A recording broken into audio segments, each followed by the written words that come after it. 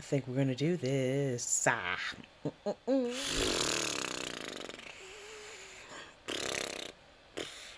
recording my mic's on. Sounds great. 1, 2. Okay. Welcome to Autism Me Goodness. My name is Tiffany. I'm back. I took a week off, but I'm back. Back in this boy. And by the time I post this, it should be April 1st, which would start Autism Awareness Month. So I hope to bring you some super cool content. I have a couple things I'm hoping to bring this month. So we'll just see how that pans out for us. But today I just wanted to talk about, it's hard to really like put a title to this, but it's more about when you have someone with special needs, or like special needs like my son James. He is very childlike in the way he behaves. He's 18, but he still acts like, sometimes a little kid. More so in his interests and things. Like he still primarily watches like cartoons. Well, no, not primarily. Pretty much only watches cartoons. He likes Thomas the Tank Engine. He has a certain innocence to him. It's very childlike. The way he communicates and verbalizes can be very childlike sometimes. But he is not a child. He's an adult. He's 18 years old. And I think I'm better at not having to think about it as much as I used to. But it's more like I think what kind of hits me sometimes is, and I brought this up before, when we're out in the world, when we're in public, and to everyone, like he's still my child, like he's still my kid, he's still my baby. But like when he was a teenager, when he became a teenager, and we go out in the world, we go out in public, everyone sees him as someone that's a teenager. So have been times where people just come up and just randomly start talking to him and not even engage with me. They just talk to him. But when you think about it, it's kind of like if we're in a store and we're trying to make a purchase, or we're trying to make a purchase for him. Like sometimes they'll defer to him. It was a time where were trying to buy I don't think it was like a video game. I can't remember exactly what it was, but we were like video game adjacent to it. And like the sales guy just started riffing with him about video games. And like James is not a video game person. That's just not his thing. So he just kind of looked like deer in headlights, like, because it's hard for him to, and I mentioned it before, it's hard for him to have like the back and forth conversation. He'll try, but a lot of times he can't, especially if you meet him and you don't know he has autism, or he has problem, with his communication. You just don't know, and you just start talking to him not knowing that the way you approach him and talk to him is going to be different. It's going to be similar to how you would approach and talk to anyone, which is fine, but it's just I'm I'm mindful of that. I guess a little hypersensitive, but anyway, one story that comes up to me is one time. So my husband, James Sr., he is a big sports guy. Loves University of Michigan. So James II has a few like shirts that have University of Michigan on them. And so we were out one day and he had on one of those shirts, and we were at the grocery store, and this older gentleman came up to James II and started talking to him. Oh, you're a University of Michigan fan. So James II, he's a polite kid. He knows yes. So he just said yes. And then the man starts riffing. Oh, well, my grandson plays on the football team. His name is blah, blah, blah, blah, blah. And he starts just talking extensively about his son who plays on the University of Michigan football team. James II has no idea what he's like. He's just wearing a shirt his dad bought. He don't know anything about anything. So he just knows this is the shirt that my dad bought, and I'm wearing it because it's a nice shirt. That's all he knows. So, it was a little uncomfortable because the old man like wasn't getting it. So I kind of, I was like, oh, so I kind of leaned in and kind of helped him out a little bit. Like I never like I said, I think I've said before, I don't usually say to anyone he has autism, like, don't talk to him. I never do that. So the only time I have ever done that is when we were at the Secretary of State and they were going to ask him a bunch of questions. I couldn't help him. So, but if we're in public setting and someone tries to talk to him, I don't say he has autism. I don't say anything. So I tried to I came and swooped in a little bit, like, oh yeah, he's not really a football fan, but yeah, that's cool about your grandson. So just kind of helping it die down a little bit. But where I'm going with all of this is that there were certain steps I took, and I wouldn't say it was like I wouldn't say these were calculated steps I took, but at some point in my head, I knew I had to figure out how to not treat him like a little kid, like not be so kid like, and I call it kidification for the lack of a better term. It's basically trying to swing towards less kitty talking to him like a little guy and more so talking to him like a young man. And I'll just talk through a few examples that I'm talking about. And you may, if you have a neurotypical kid, this might be something you discovered yourself, but I was a little bit more conscious about it because he is a little bit trapped in like a little kid zone as far as like his cognitive skills. So I just try to never, because I always feel like when you do like the kitty thing, it's a little bit demeaning a little bit, because I always think of it like the way he's very mindful of if you're doing too much, or if I'm trying to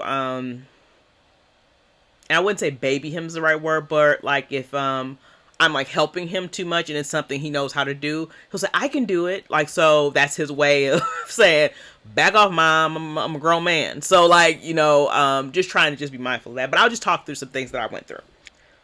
I give him responsibilities, and it's not just about just giving him chores. It's giving him actual things that he can be responsible for, and then setting expectations for those. So for example, I pontificate all the time about how I taught him how to wash clothes and do the dishes, but I don't approach it like stereotypical parenting. And the way that I do it now that he's 18, it's that, okay, we always refer to him as our third roommate. We're helping out till he gets on his feet. So we're teaching him stuff. We're just helping him out till he gets on his feet. So I've basically put into him that, you're a contributor to this household, and that's how you contribute to the household. And it's not about you getting in trouble because you didn't do the dishes. It's just you're contributing to the household. That's you doing your part and making sure as you do your part and you have that responsibility to wash dishes, to vacuum, to what have you, wash towels or wash your clothes, is that's your contribution to the household. And the expectation of you doing that is that if you wash the dishes, you make sure if you're unloading the dishwasher that the dish is actually clean when it's unloaded, that you're making sure you're getting all the food particles out of the sink. Like what is the expectation of that, and then how often I expect you to do that. So right now he's responsible for unloading and loading the dishwasher. That's a daily task. On Wednesdays, he goes around to all of our little small trash cans within our various rooms in the house and empties those, and then he takes the big trash can to the curb because our garbage pickups on Thursday, so he takes that to the curb Wednesday nights. He also does laundry. He usually will start laundry on Saturday, where he'll first wash all of our towels, and then he'll wash his own clothes. And then if I haven't started, like me and James Senior's clothes, he'll start washing our clothes to get us started. And then I'll finish everything, and then I'll fold everything. He'll put up all his own clothes and everything. So that has been the expectation set for him for many, many years. So he just does it because that's what he's supposed to do. That's something I just set because I've given him things that I know he can do and that he can do well, or learn to do well. There's steps he can process. If there's a misstep in any of those process, I tell him immediately, like, hey man, you can't be doing that, you got to do it this way. And he's very receptive to that, because our kids need structure. Kids with autism,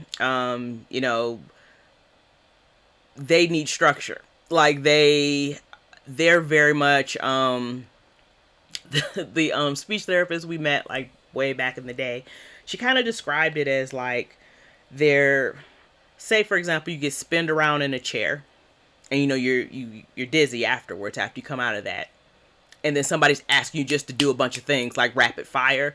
You can't do that. Like, you're still trying to orientate yourself with the world. That's kind of what it's like to have autism a little bit. So you need someone to kind of ground you foundationally and give you the routine or the playbook. So I'm not saying every part of our life is structured by any means. I'm not saying everything's in the play, but there's certain structures that we have in place for him so that he feels grounded. So those routines for things he's responsible for doing, those are things that ground him. Those are things he can do, pretty much, that's he's been programmed to do those things. It's never been an issue of whether or not he keeps his room clean. He's a pretty neat person. The only issue as far as cleanliness in his room is just dusting. So usually I have to interject with him like, hey James, you should probably dust your desk off, dust the top of your bed, your headboard off, and like your shelves.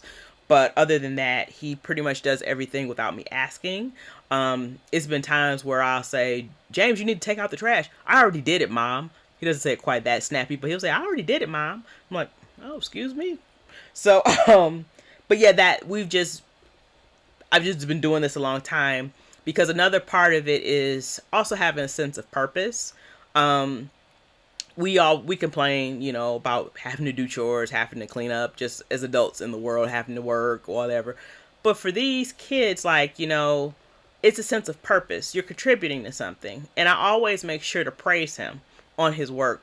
Like, this week he's been on spring break. So I gave him like basically 4 tasks to do. Like one day I left work for left home to go work in the office.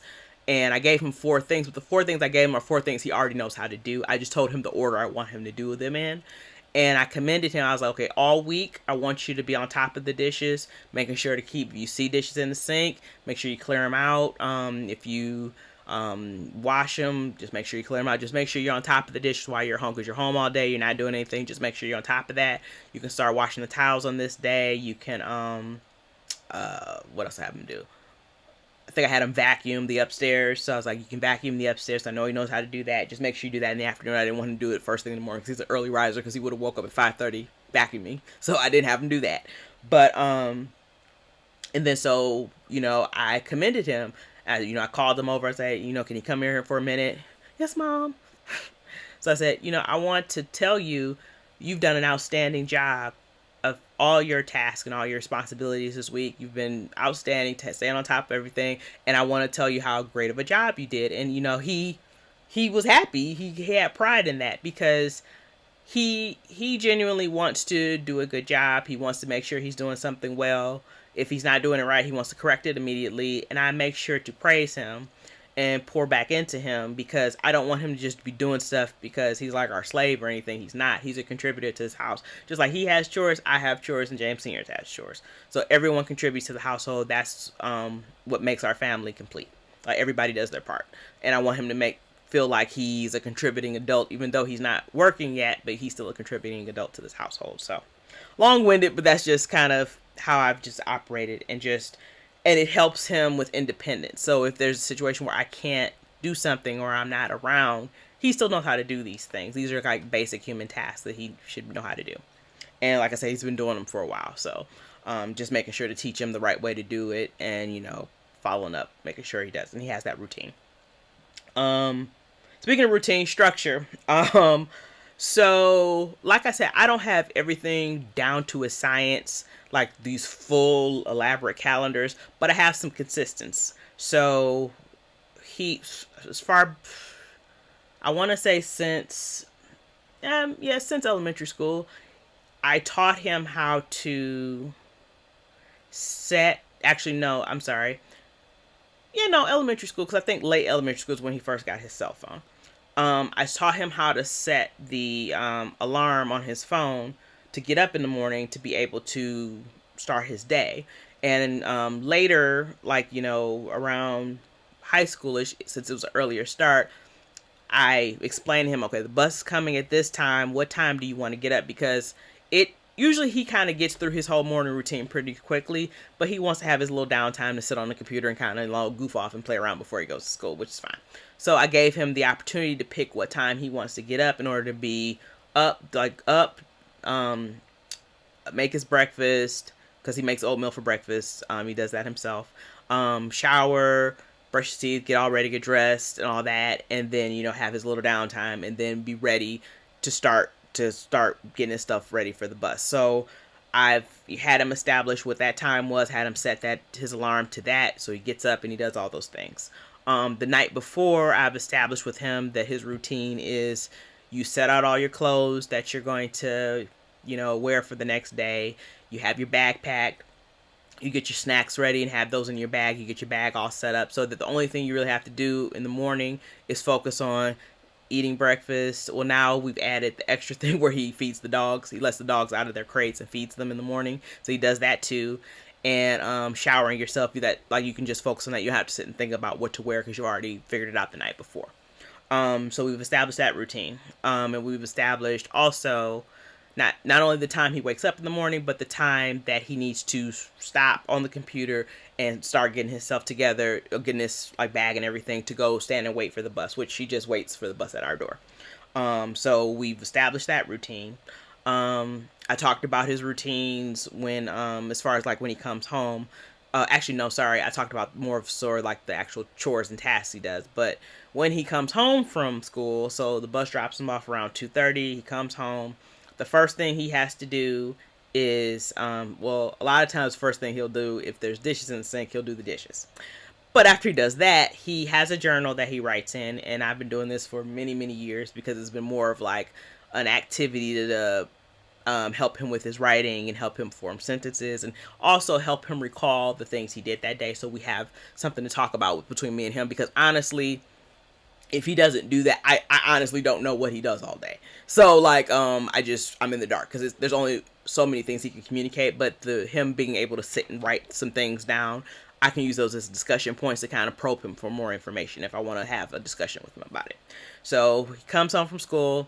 If there's dishes in the sink, he'll do those really quick. If not, he'll go upstairs. He'll immediately write in his journal what happened for the day. I told him to write down, I can't remember what the prompt, we've been doing it for so long, but I told him to write down, I think 3 things he did that day. And I think I used to tell him to write down what was your favorite thing you did today and what was your least favorite thing. And I think we kind of shied away from that. We just kind of focused on just give me some things that you did today so we can talk about it. So he'll write those down. And then from there, he's kind of free, has his little free time. And then usually at some point, usually after I'm done with work, or James Sr.'s done with work, we'll go over his journal with him, talk about his day. Usually that's pretty brief. If there's something he wrote in his journal that he can't explain, I'll challenge him. If you don't know what that is, you need to go back and find out what that is so you can talk to me about it. So the next day he can come back and tell me. So, he does that. And then after that, he pretty much has a free day, unless there's something that comes up that I need his help with. But he's pretty much free until the next day. Every Friday night, he does bowling. So he has a social club that he goes to where he meets up with a group of guys and they go bowling together. Saturday, he goes has a swim class. So he does swimming on Saturday. Every other Saturday, he usually gets his haircut. So these are the constants. So like I said, it's not super structured, but there's some constants. There's some consistency. There's some structure to that. Even with his room, there's structure to his room because he is not a kid that can function in chaos and a kid that can function in a room that's in anything that's in disarray. He just doesn't like things out of order. So, but I've helped him establish how to get things in order, given what he's able to do. For example, we have his pants hanging up in his closet. They're not on hangers, but I have these hooks that have clips on them. So they're clipped and hanging up like that. So it's easy for him to just kind of clip them up and just hang them up like that.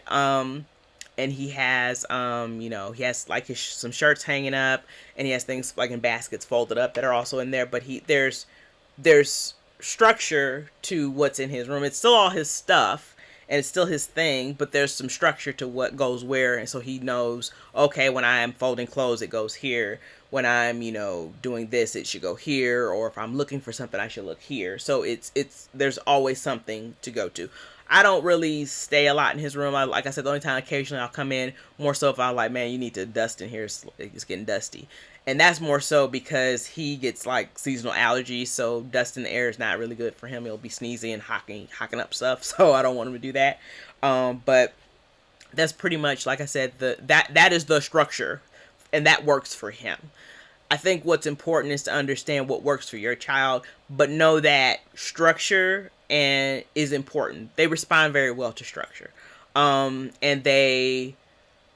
it's like they're not aimlessly floating around trying to figure it out a lot. And honestly, that's true for a lot of neurotypical kids, but it's especially true for kids with autism. Like, they really need some structure. They need some type of direction, or we always say, like, they have a file cabinet in their brain. They need that the files organized, and they need to know, if I go in this file, this is what this means in this file. They need to understand that. So that's important.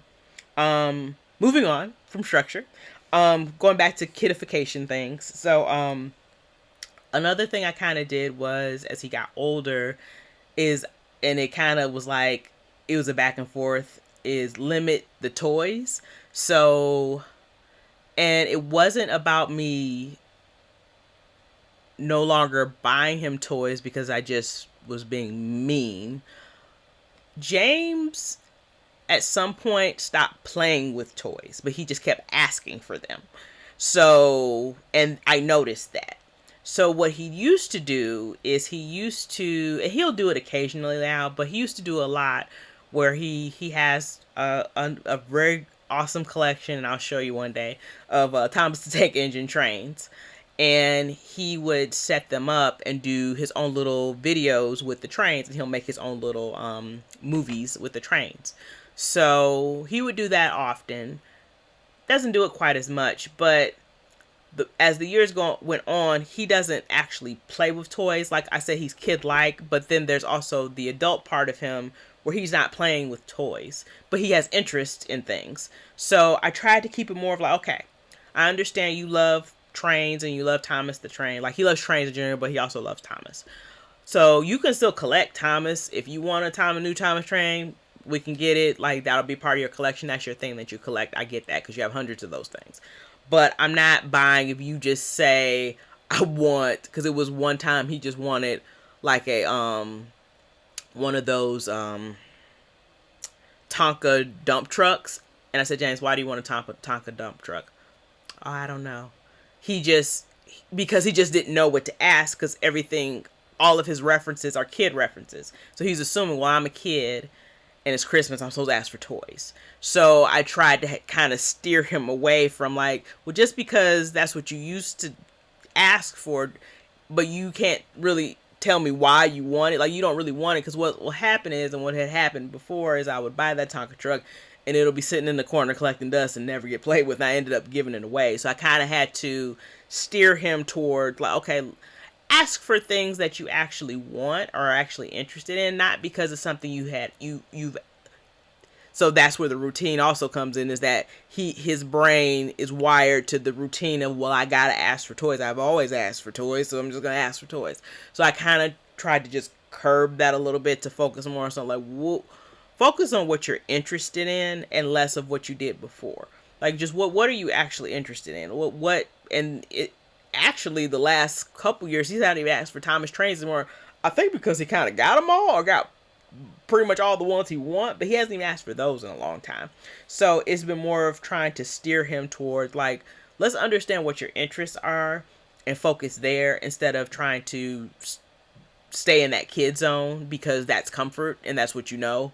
But you gotta more so be real with yourself, like, well, I'm not playing with this stuff, so why am I asking for it? The other thing is, I talked about earlier, is I try to let him speak for himself. Like I said, when we're in public, I don't tell anyone he has autism. I usually just keep that under wraps and just kind of let things happen with from a conversational standpoint and see how he does. If he's like in a jam or I feel like he's about to like, have a meltdown. Well, I say meltdown, but it's more so he gets anxious. He less so has meltdowns. Now he more so just gets very anxious. So if I see he's getting kind of anxious, I'll kind of help lean in and help steer the conversation for him. But letting him speak for himself is something I'm still working on. But what we do is an example of this is when we go out to dinner, he orders his own food.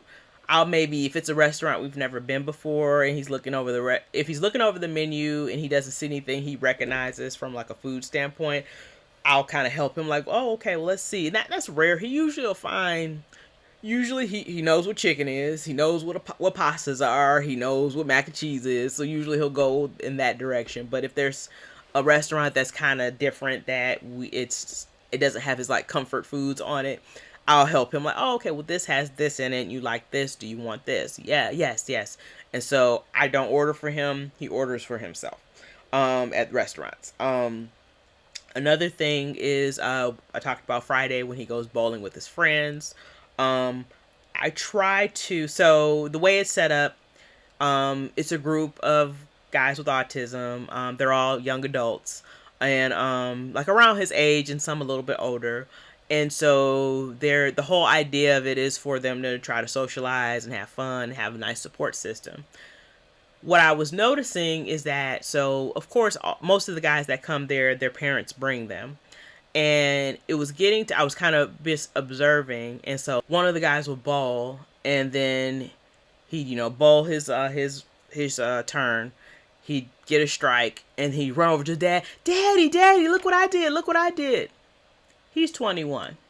So I'm like, it's not about you really impressing your dad. It's about you hanging out with your friends.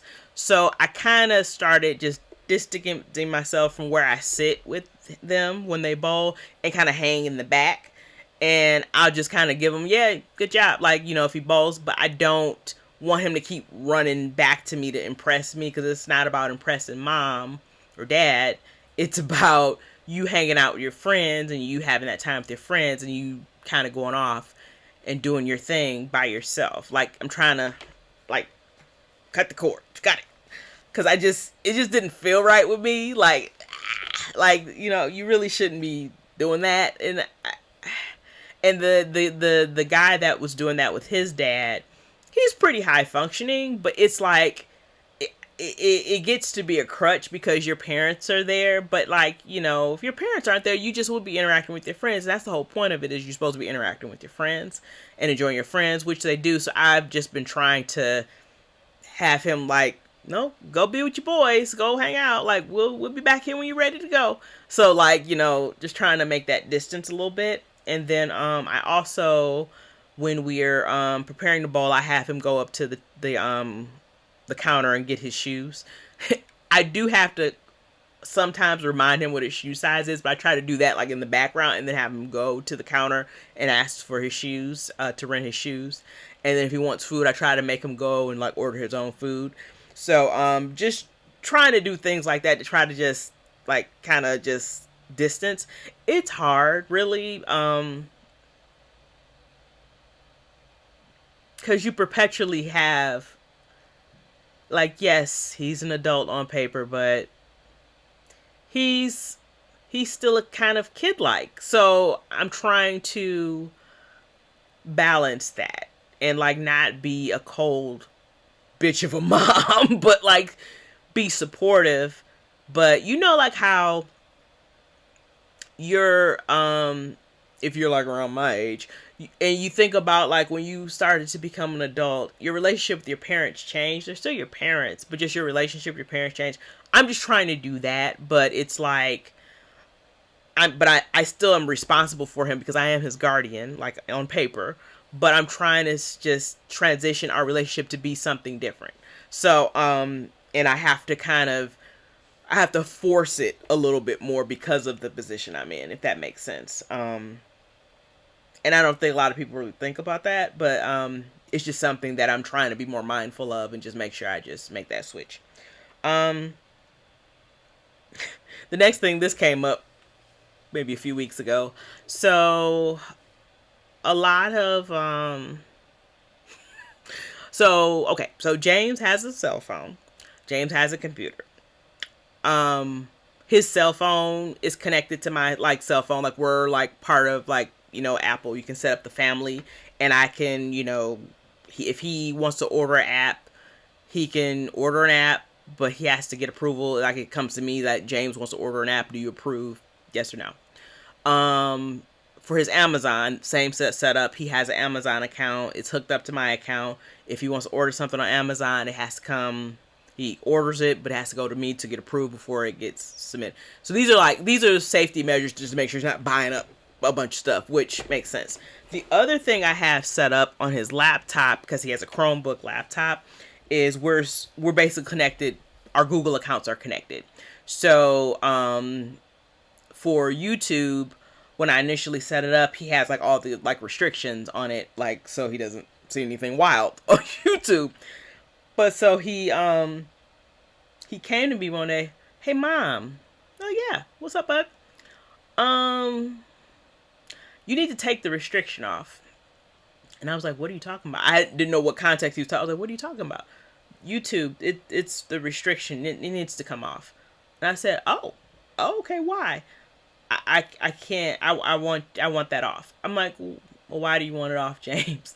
So not knowing what he was about to say, it's videos I want to watch. I was like, "What kind of videos do you want to watch?" "Well, they say curse words." I was like, "Oh, okay. Well, let me figure out how to take restriction off." He's 18, so I'm like, I don't really have a solid argument for still having the restriction on. The other things that are like money involved, monetary involved, that makes sense, where like I'm managing, like making sure he's not blowing through his bank account or anything, so I'm helping him manage his money. That all makes sense, but I didn't really have an argument for keeping the restriction on YouTube. So I'm like, you got a point. And he's not a not that I want to know, but he doesn't like watch like really wild things anyway. Everything he watches is usually like I don't know if you're familiar with Odd One Out. He's like a popular person on YouTube, and he's found these YouTubers, which I think they're all probably on the spectrum too, where they all like Thomas as well, and they make their own little special videos of Thomas. A lot of them have like curse words in them, or like bleep out curse words. He's fascinated by curse words. Well, I don't know what to say.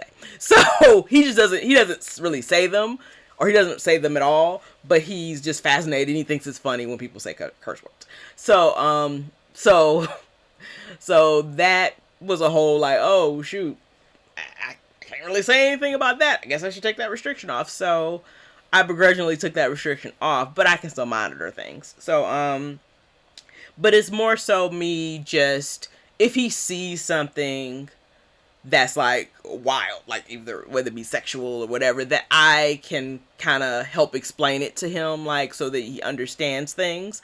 And I don't want him to see anything like, and something that like scares him, or I don't know. So, but like I just want to be able to explain and give kind of, I don't mind that. I don't really care that he watch. I grew up very, very liberally, and my mom was very much, yeah, watch whatever you want, listen to whatever you want. Probably not the best thing, but she was very much that person.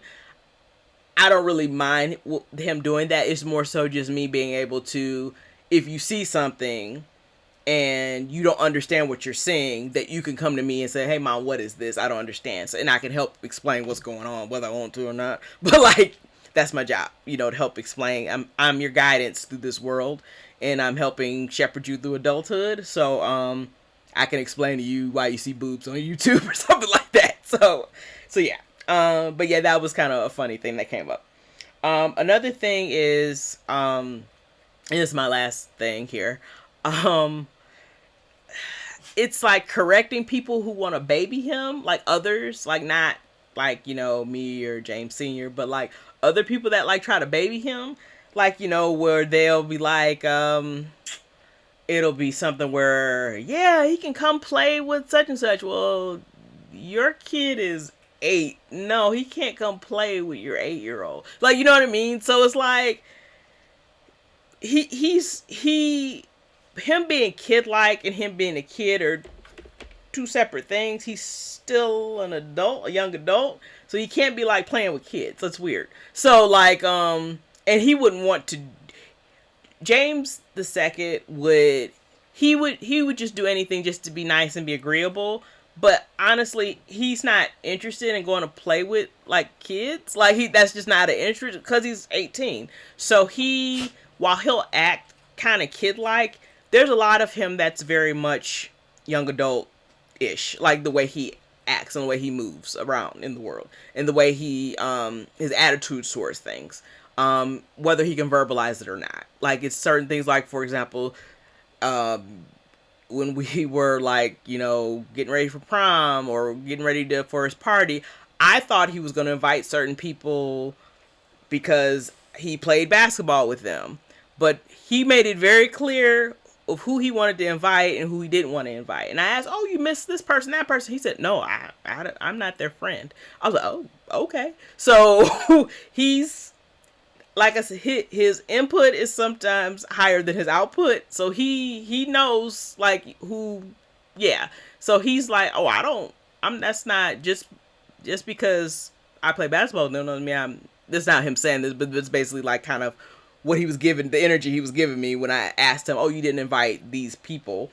He's like, "Oh no, I only want these people at my party." So he was very clear of who he wanted at his birthday party versus his 18-year-old birthday party versus who we didn't want. I didn't baby him and make him invite everybody that I thought should be there because I thought that they should be friends. It's not up to me. It's up to him who he wants to be friends with.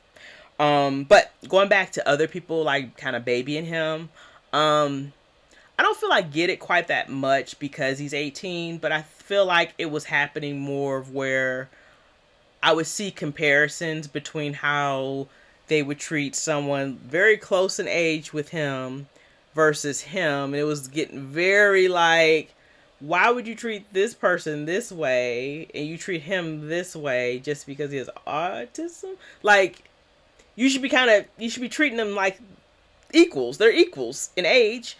There are certain modifications you can make for him, but they're equals. So just not, trying to baby him and trying to keep him in that kid state. You just have to make sure you're clear of like, while depending on your situation, like while many things he does can be considered kid-like, he is not a child. He is an adult. He's a young adult, and you got to treat him that way. Because I have to, like, I can't. That would be doing him a disservice by keeping him in that kid state. So yeah, just making sure you continue to advocate and speak up for what's right for them and not make them feel like they need to be, stuck in this kid zone. But yeah, I hope this was helpful. It's just something that's been kind of, on my mind a bit. Just like, how do you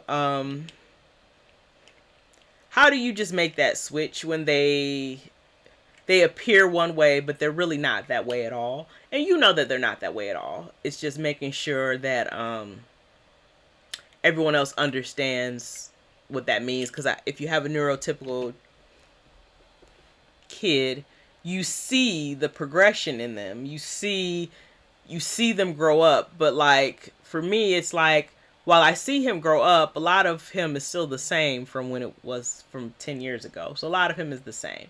So you just have to just be more mindful of making sure that you're helping him progress forward as the adult that he is. But yeah, I think I will leave it there. Please like and subscribe. I hope this was helpful or gave you some insight into our world or things that I had to do to just try to switch out of that kid funk. Get the kid funk off. Get grown man funk on. It's a difference. So yeah.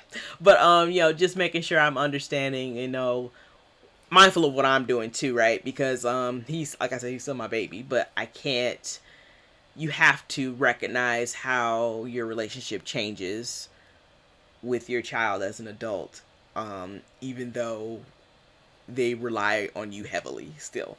So yeah, just hope that's helpful. Like I said, like and subscribe. I will be back next week. I'm trying to secure a guest. Hopefully they don't flake on me again talking to you, guest.